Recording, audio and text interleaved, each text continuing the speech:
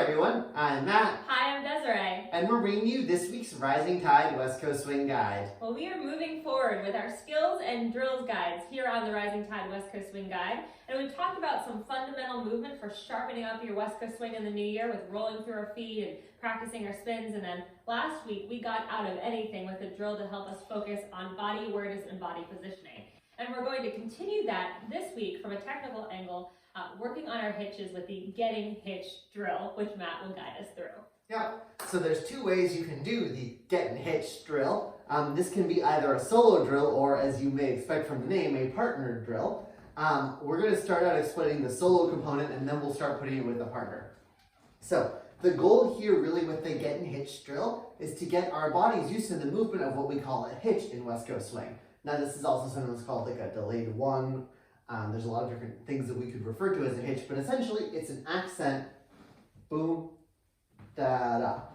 And so what we want to do with this Gettin Hitched drill is, for one, practice getting our hips to swing opposite from our feet, just getting this movement down, because if I'm just tapping my knee, that might work fine by myself, but my follower is not able to feel anything if we're connected. Like, I'm hitching. No, I'm not. What really the followers are feeling is those hips going backwards, which happens to produce that knee pop. So once we've gotten that basic hitch motion down, we can start step 2 of the Gettin Hitched drill, which is where I start to distinguish within my own body whether I'm doing a hitch and an anchor, one and settle, or if I want to go into something like a double resistance or a back and forth tap in, tap out, and same thing, making sure those hips are swinging from one leg to the other leg, back and forth. Once we've gotten that down, then we can start to add the partnership component. And so first off, we're again starting at the ground level, where I'm just trying to have my partner feel that hitch away.